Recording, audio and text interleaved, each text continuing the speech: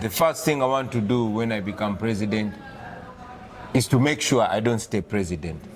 Oh, how do you do that? And nobody ever gets that liberty to stay president. Why don't we change the modus operandi? We've understood that Museveni cannot be pushed out of power by, playing the right way. How about we do what he did in 1988? How about we do the wrong thing? That's what they're saying, basically. As we speak now, I'm sure you've also heard rumors of senior generals under arrest. Why? Because they dared to speak sense to General Museveni's son. This is classical family rule, classical dictatorial rule, where the members of the ruling family are above the law and the law is under their feet. We must never believe in individuals, not even in myself. We must believe in ideas. You're watching Mordecai Marissa Live political commentary. Please consider subscribing to help grow Uganda's Voices of Struggle ecosystem. Thank you. Very glad to be here on Mordecai Marissa TV. And yes, indeed, coming to live from these United States of America. My name is Mordecai Marissa. This one is going to be in English. Now, before I actually do that, play you this interview with His Excellency Robert Kyagulanyi Ssentamu alias Bobi Wine. Guess who is here? Mordecai Marissa in his home studio. Absolutely. Here we are. I am back. Had an amazing time in Boston, in Massachusetts, Boston. Woo! Hey. This is going to be English, so you might be waiting for Luganda. Please stick around. Don't run away. But before I play this interview, I got something I want to show you. Are you ready? Watch this. Let me go bring it.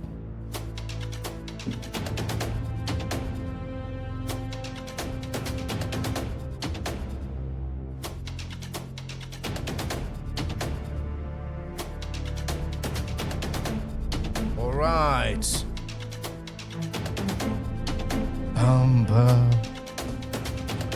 Here we go. Watch. I'm going to open it with you. Woo. I hope I don't break it. Let me show you something here. And I'll make a separate video for this, but I wanted to show you before I play this video. Hello, if you are watching this. The NUP Boston Chapter Award presented to Mordecai Marissa, Most Courageous Personality of the Year 2025. Now, I'm going to put it here. Katwera Gemuko, why not? I cannot express how grateful I feel. The gratitude for this award. Njakola video, it is separate. Why am I speaking Luganda? I promised myself to speak only English here. There's a friend of mine whom I saw in, I think he was with me in Boston.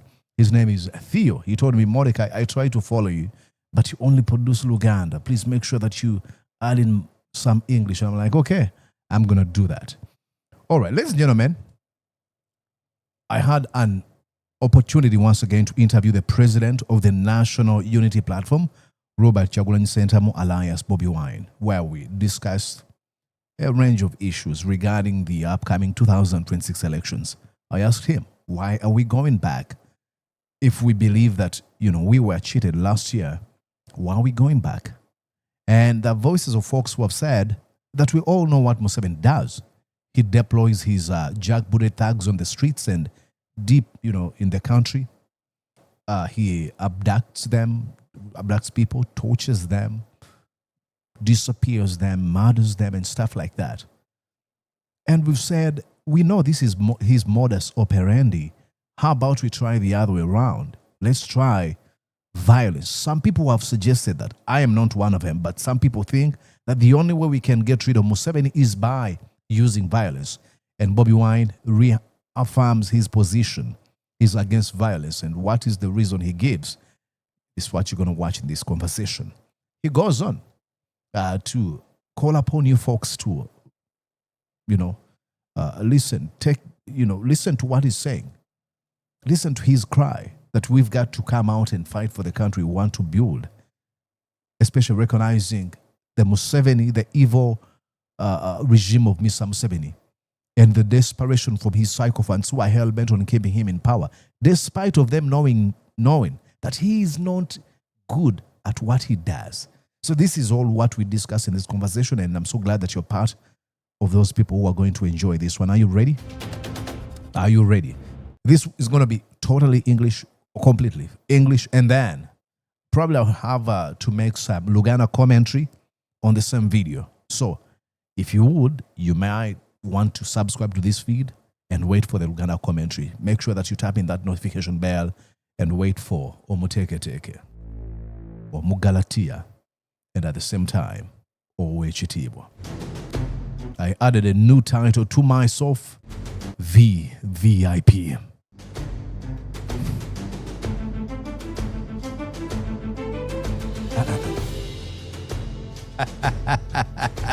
Why not?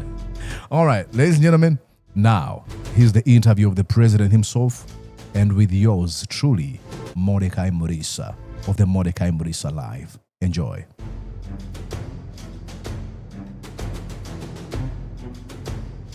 And yes, indeed, coming to you live from these United States of America. My name is Mordecai Murisa, and you're watching Mordecai Murisa Live with the man himself, Mr. President. Your grandson. Yeah, Your yes. proud grandson. My grandson. Pleasure being with you. Thank you so much. Thank you for having me this morning. I can't express how much I feel every time you give me an opportunity to speak to my audience, because they usually wait for you. It's always my humble pleasure. Yes, but ultimately, the sacrifices that you make. That we make. That we make. Yeah, all of us. Yeah. Mordecai, don't overlook the sacrifices that you make yourselves. Yeah. You're one of our most astute journalists, young, educated, talented, and able. Oh. Look where you are. I'm sure you don't like being away from home. That's true. But you're away from home, so you're sacrificing too. Mm-hmm. Let us just look at it holistically as we, not just me. Wow, awesome. Yeah. Now, let's start right away. 2026, many people are asking, more especially skeptics, critics, and name it. They say, why are you going back? After all, you know what's going to happen. You went in the 2021 elections. You know what the man did. He's going to shut down the internet. He's going to do everything. Why are you going back? The first question should be, you knew what was going to happen in 2021. Why did you go in? Because I knew. Don't tell me you don't know how dictatorships operate.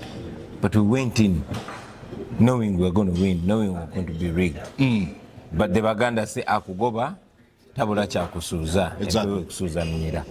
So Museveni wanted to strip him of the legitimacy and deny him the very beneficial thing that he's been having. That's the ability to lie, ability to pose as a Democrat, and yet he's not.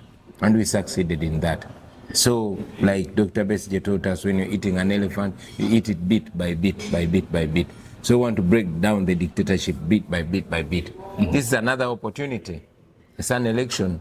You don't want to leave it to him to once again leave the world that lie to the world that Uganda is a democracy. So we went in to challenge him, win him, and expose him to the world as he does what he does best usually. During the 2021 elections, I was in the newsroom. I was working with NBS. And I remember when you were abducted and what they did to you. Yeah. People went on streets, they protested, they were killed on streets. Yeah. And for some reasons, people are quick to blame you instead of blaming the perpetrator. Don't you think that probably the same events might happen and people might be killed, and again, you'll be the one to be blamed? People are being killed. People were killed before I was born. People got killed when I was just under 4 years, when Museveni was taking power, in 1986. People have been killed for the last 40 years. Those that are killed directly and physically by bullets and guns, those that were burnt in train wagons, and those that die out of the failures of the system, those that die massively in the healthcare system, and those that die on the road carnages. So people have been dying. People continue to die, and people will continue to die if we've not done anything to avert it. The efforts that I lead are efforts to make things better, to ensure that people stop dying. Of course, the only way they respond to us is by violence. I'm not calling anybody to war. I'm not calling anybody to violence. I am calling the people of Uganda to exercise their right in the safest, ideally the safest way possible. That's non-violent protest. But the regime responds to us with violence. Even when somebody just puts on a t-shirt or plays my music, they get abducted, raped or sodomized, tortured, killed, name it. So, like we said in one of the songs, why do you blame the victim? Blame the perpetrator. Blame the killer, not the killed. Now, 100% you have to blame the one, that is committing all these atrocities. Now, let's go back to these people who have said, if we all know that, if we do everything according to the law, according to only the legal areas, why don't we change the modus operandi? We've understood that Museveni cannot be pushed out of power by, playing the right way. How about we do what he did in 1988? How about we do the wrong thing? That's what they're saying, basically. Well, I understand them. I understand the frustration. I understand the anger. I understand the sense of hopelessness. But the duty of a leader is to see a way, go that way, and show that way to other people. I've taken time to study all the pathways of change. And like I spoke yesterday, violence is one of them. But we rejected violence because violence only creates a vicious circle of violence. It creates a sense of entitlement, It disempowers the people even further, and yet we say people power is our power. Disempowers people and empowers the gun. Our effort is to disempower the gun and put that power in the ballot. To see that to change power, never again shall we need to use violence. Violence is the easiest way and most practical way, but we don't want just quick fixes. We want to fix this once and for all. And it has been done in the past in many other countries, like it can be done in Uganda. We choose non-violence, we choose democracy because we want to subdue the arms once and for all. General Museveni prides himself in violence. That's what he has practiced all the years of his political careers, which are beyond 60. That is what he knows. That is what he has prepared. Museveni and his henchmen planned to rule our country for more than 50 years. And to guarantee that, they stockpiled weapons and stole a lot of money because they believe in bribery and violence. Our effort is to demystify all those. Like we were taught by Martin Luther King, the true freedom is when you overcome the love of money and fear of death. When you're not in love with money, nobody can buy you off. And if you don't fear death, nobody is going to scare you off. So we want to, first of all, demystify the money. Give the power to the people, the masses, so that you can only bribe so many. You can't bribe all of them. Also, demystify that fear among people. You can scare many, you can kill many, but you can kill only so many. You can't kill all of them. So once we break down that love of money and fear of death, then people will be empowered once and for all. Yeah. Okay, 2026 has been dubbed the protest vote. Yeah. And many people think that probably the best way to protest is to say we're not going in an election. Why are you going in an election if it is a protest vote? We are going to protest using the vote. It's not a protest march. It's not a protest war. It's not a protest sitting. It is a protest vote. We understand that our people have been intimidated so much to the extent that some people even fear to air their grievances, and rightly so. But we know that there's another way. Like I said, we use every window that we get. Going to the polls, we know that we can mobilize Ugandans en masse to prepare to go to the polls and go cast their ballot. And do more than just cast their ballot. Fight back for it. When you have something that you're fighting for and it's the right timing, everything comes together like a puzzle. Yeah. I mean, I think one gentleman said that, there's nothing as dangerous as an idea whose time has come. Absolutely. Now, let's talk about what we saw in the Kawempe North by-election. They deployed all military officials from different security agencies, and people showed up. Do you think that's the same spirit Ugandans are going with? Absolutely. An even more aggressive one. Kawempe was meant to be a curtain raiser for both sides, the oppressed and the oppressed. We, the oppressed people of Uganda, and the regime that is oppressing us. The regime, like they've been trying from Omoro to Kayunga to all other elections, trying to make people hate elections, to give up on elections, to make them a joke. Rwanda, you cast your ballots, you win at all polling stations, but he orders Byabakama to announce the second or third person, and they do that. They wanted us to give up on elections. That's why they did all that. Now, coming to Kawempe, they used all manner of violence. Hired goons by Damulira. There's a man called Damulira and a man called Emma Kutesa. These are soldiers, but they actually play partisan politics openly, not even only partisan politics, but the agents of impunity, where they're going to arm unsuspecting and desperate ghetto youth to go and cause mayhem. I mean, these are people that they dressed in JAT uniforms to come and wreak havoc, beat people, torture people, and all that. They even rolled military trucks into polling stations, blatantly against the law. Why? To intimidate people gravely. But we had briefed people. We told them, Kawempe is a precursor. It is a blueprint for what we want to do in the protest vote. I'm so glad that the people of Kawempe gave us a very good kickstart. And that is what we want to replicate across the country. The regime is not as efficient and as effective as we might think. In any case, even many police officers and military officers are equally oppressed and they want change. They want better. Like we've already promised them better because we're going to deliver better for them. So that way we can be able to overwhelm the regime. One day, multiple action across the country. One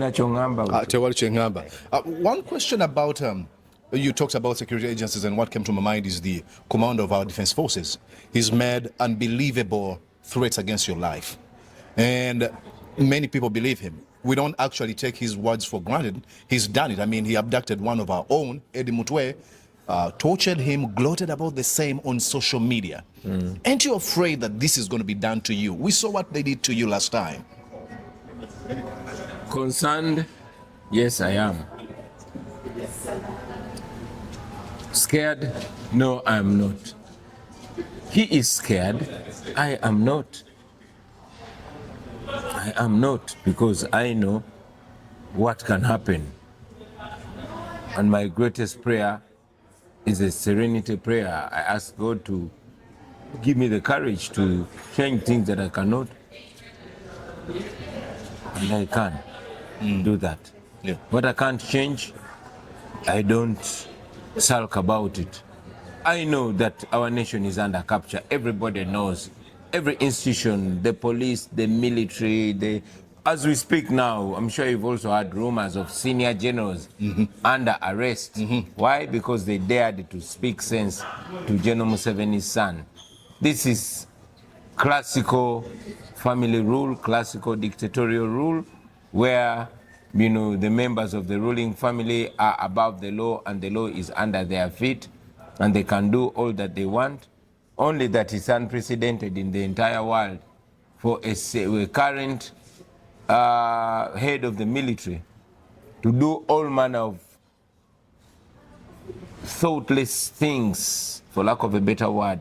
I mean, objectifying women, using foul language, disrespecting and despising the institutions of state, despising the parliament and calling MPs clowns, despising the Supreme Court and calling the Supreme Court judges as calling them clowns with wigs, attacking people, threatening violence, and indeed delivering on the same, like you saw. It is unprecedented for somebody to be abducted, by the military and the head of the military, whether in a drunken stupor or not, takes pride in that, boasts about that, and tweets, shares on the internet pictures of a naked Ugandan who is missing. And then the police spokesperson comes up and says, oh, my boss said something about that, I'm not responding that. It's not that these people are not educated. These police people are educated. The police spokesperson is educated. They know how things work in the rule of law. The police officers are the moral and legal enforcers of the law. But they cannot even speak for the law. Why? Because we are under what they call complete state capture. This, is it a bad thing for us? Of course, it's terrible for the nation. But for our struggle, it continues to help us. I mean, how many interviews would it take me to convince you about what is happening in Uganda? They're doing it for us. Yep. We in the Buganda culture, we say there's a spirit or a man called Wanika, which will pull you up and make you speak all that you've been hiding. I think the English people call it a Freudian slip. Exactly, yeah. Freudian slip, absolutely. Let me turn your attention to something here, and I want to read you a line from Museveni's book. This is What is Africa's Problems? And I want to read you a line here, and let me know what you think. He writes, respect for human rights. Then he goes on to say, the Ugandan government, other than NRM, begins first and foremost with unwavering commitment to respect human rights and the sanctity of human life. This is Mr. Museveni writing. That is Museveni writing when he still had his brain in the right place. And it scares me, Mordecai. You see, Museveni, when he was my age, he was speaking just like I am speaking, even more eloquent. But there's this line that power corrupts, and absolute power corrupts absolutely. Exactly. So that is where we are. That is why we must never believe in individuals, not even in myself. We must believe in ideas, and we must, having, diagnosed the problem through all these wonderful books that were written by those people when they still had their brains in the right place, we must guard and immunize against that. That's why I always say that the first thing I want to do when I become president is to make sure I don't stay president. Oh, how'd you do that? And nobody ever gets that liberty to stay president. We do that by empowering institutions, not the individuals, institutions that can also call you to order or put you to order, you as a leader. Empowering the people, not individuals, so that these people reserve the right, just like they raised you, they reserve the right to put you down when you go against what you and them believe in collectively, what brought you together, Other than that, we can just have a vicious circle. I mean, all these prized revolutionaries, many of them turned into despicable and despisable autocrats. I was born in the times of the struggle for freedom in Zimbabwe. I was named after Robert Mugabe, a prized revolutionary. Oh, yeah. See what he turned into. So, our effort to empower the people seeks to heal, among others, the Museveni kind of behavior. Let me ask you a question about internal party politics. Many people have criticized you about the process under which the NUP selects its candidates. So they say you should have gone for party primaries. But those are the same people that criticize us for not going into the villages, for not speaking in village radio stations. But these very critics actually know that we are barred from reaching the people. Every time I'm going to travel, you're going to see that swans and swans of soldiers and police officers are put there to bar me, to curtail me and my team from reaching the people. We have been hounded, surrounded, and put under lock and key even on our own headquarters, the regime does not allow us to operate as a party. We tend to operate in a Robert style. How then would they allow us to carry out our party primaries? We are dealt with as rebels, as terrorists, because the regime is so scared of us. So we use the means we use. You know, we work under the circumstances. The Baganda say, "Enkula y'omutwe yekuwa ensala." Exactly. So that's why we operate the way we operate. Of course, the same regime using proxies also made sure that our amended constitution, which was catering for all that, was not ratified up to today. And so we're working under those terrible conditions, but we want to find solutions. Okay. Yeah. One more last question. One, my followers who follow Mordecai Murisha Live have been able to raise around $2,000, and they're raising more money to support the activities in the political party. Yes. What other ways do you think Ugandans who are not in Uganda can support you and the National Unity Platform? Because I've told them that, we cannot leave it to him. We have to be behind him. What other ways can we help? Thank you. I appreciate that the light is shown in me. It's the greatest honor of my life to lead this struggle at this moment in time. Well knowing I'm not the first, not the second or third, and neither will I be the last. But being placed in this spot at this moment in time is the greatest honor, and I hope I live to the basic and minimum expectation. But I must hasten to add that it is not just about me, and I'm not asking you to support me. I'm asking you to support you through others. By supporting those that I support, I am supporting me. And I want even those that support the efforts that I lead to have this feeling that they are not just supporting me, they're supporting the cause and they are for them. There are many ways that people can support. Of course, financially, like you mentioned, because it's very important. We live in a capitalistic world where everything costs money. And also, we've been impeded at home because there is every effort to block us from funds, even legal funds, that other opposition political parties have been receiving for the last 20 years since multi-party politics was sanctioned by the Constitution. We find ourselves, constrained financially. Yep. So, yeah, we need financial assistance. But that's not all. We need ideological assistance, ideas from young and old people, people like yourselves. Share your ideas with us. We are not all-knowing people. I have so much to learn from you, Mordecai, and many other people watching us there. And hopefully have a word or a thing or two to also share with them. Share with us. Give us thoughts so that you, the intellectuals of this world, you don't just criticize us for the failure, but also help us to represent you better. And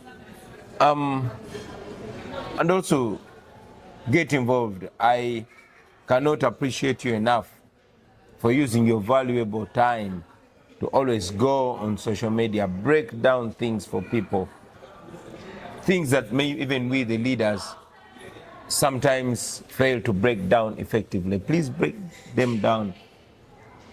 And there are audiences that listen to you. I've been mind blown here. Yeah, there are audiences that listen to you that might not maybe listen to me outrightly because there are biases that are attached to me and my history and my personality, that even when I'm saying the right thing, maybe some people think it's not me who should be saying that. Now, help us and communicate that. Maybe they'll understand you better. Just like there may be people that won't listen to you because you are a guy of suit and tie. Yeah. And I can say it much easier to them and it's more accepted. Let each one of us play that role, break down the message that we bring to people and detach it from Kyagulanyi, make it ours, because indeed it's ours. Help me correct my wrongs and tick my boxes, cross my T's for me and dot my I's for me, and show us the way. Be present in this fight, especially at this time. So much was done by people in the diaspora and in Uganda, most importantly, using social media and the internet. It's a big weapon. It wasn't here in the 80s or 90s. It is here now. We cannot claim to be as incapacitated as those in the past. I mean, they would write newsletters, they would send out recordings, etc. We are better positioned. Use it. Those that can organize on ground, even remotely. I'm sure there's so many people. You have groups of fellow journalists or your old friends or schoolmates. Feed this seed of revolution into them. Let them know that everybody has a role to play, you know. So organize, sensitize, do anything and everything that you can. Yeah. Well, let me bring you to this attention. I think I told you last year, and Absolutely. I should let you know that I was able to publish my book, The Orders of the Optimist. And I bought a copy. He bought Have I you wanted to told give people? him a free copy saying, No, I'm buying it. I wanted you Yeah. to at least take that little blessing. There's this saying that where a man's heart is, that's where his money goes. Yeah. So I wanted to buy my copy so that I can quarrel with anybody that tries to borrow that book from me. You Yes, thank you so much for the inspiration. I write about the song that, you know, in the lyrics where you said, Bobanga wazaliwa mu ghetto, no kulira mu ghetto, no kwera mu ghetto, no sigara mu ghetto. That is complying. Your compliance n'embeera mw'ozaliddwa naye bw'ozaalibwa mu ghetto n'okwera mu ghetto osobola okusituka n'okiikirira ghetto bw'ova mu ghetto n'otuula ne Mr. President gye bayita defiance. So thank you so much for Thank this you very much inspiration. for writing. There was this professor of mine in Makerere so many years ago. He was called Professor Yarugaba. He was teaching political science, and he told us that in this life you either publish or perish. Congratulations, you're not going to perish. Thank you so much. I commend Ugandans a great deal, Ugandans who write, especially young Ugandans of our generation. This will help people walk through the years of your life, pick lessons, and thank you very much. I bought my copy. I'm going to read it, and I'll share it with my son. Absolutely. Sure. Well, I think, and then we have our brother, Okello Charles. Now, this book, I'll also grab opportunity to Behind talk the about English, it. yeah. Behind the English. Yes. This man, this Rasta man, never ceases to amaze me. Yeah. He's super intelligent, super down to earth, but most importantly, super grounded. It's important that even when you get opportunities to live and work in these developed countries, we should always imagine it back home. Everything can be done home, but you cannot see where you're going unless you look back where you're coming from. Somebody told me the farther you go, the farther back you look is the farther in front you will see. So in this book, and I'm reading it currently, but it's so thought-provoking to see that even in this our generation, we have people who think like Marcus Garvey. Even in this our generation, we have people who think like Chinua Achebe. So let's embrace them. Let's read these books. Yeah, exactly. And let's share these books with our children. Yeah. But most importantly, let us act these books. Let them not just be texts. Books like, you know, The Odyssey of an Optimist. Books like The Struggle for Freedom and Democracy by Mama Miriam Matembe. I read this book. Yeah. And I had the honor of attending its launch, where we had a very deep, touching speech by now the late John Kazora, who wrote a book, Betrayed by My Leader. Yeah. Also read books like by our people that went astray. Read them and immunize yourself about the same. I would hate to change from the person that I am. But I know it is very possible. My mother used to say, a man can get spoiled at any age. So at any age, we must guard against that. Yeah. Well, Mordecai Maurice Alive, thank you so much for speaking to the audience. Mordecai Is Maurice this Alive. the end of the show? Yes, sir. I feel like it's only beginning. Well, allow me to also seize the opportunity to thank you very, very deeply, and many other Ugandans who are like you. During the 2021 election, there's so much that was going on.